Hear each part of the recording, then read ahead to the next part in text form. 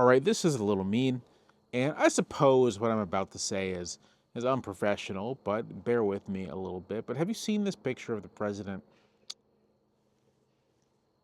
This picture here. Now, I saw this, I caught a glimpse of it, and I was like, oh, that's a weird shadow on his face. And there is a shadow on his face, in fairness. There is a bit of a shadow on his face. But the biggest thing is that makeup is just packed on, just caked on. It's not a shadow, it's brown face.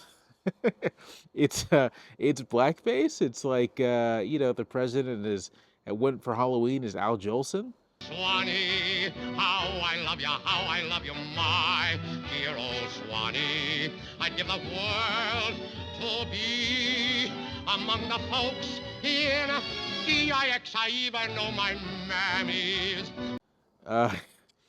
Uh, it's really egregious, and I find it shocking that he left the Oval Office looking like that.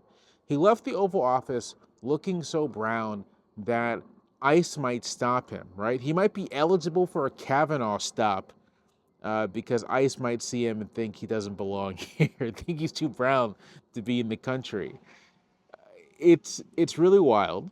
In addition to being a little embarrassing, I think it actually tells us something about the operation of the White House. So a well-run White House, a president who's interested in being a good president, in doing a good job governing, is not just receiving tons of information about the world around him, but he is surrounded by advisors who are willing to push back and to say no, to occupy somewhat of an adversarial position, right? No one's going to be completely adversarial in that environment, but someone who's willing to say, hey, you might want to double check this. You might want to take a look at this. You might want to think about some of the problems. And what I think the makeup actually tells us is that the information environment around the president is basically a closed one. There's like no one there to provide maybe an outsider's perspective on what he might look like. That he himself does not want to hear it. He's not receptive whatsoever to information that might contradict him. And there's no one around him who can tell him no, who can say that this might not be the best idea. And as silly as the makeup is, it is giving us a glimpse to why the White House is having such trouble resolving the government shutdown, right?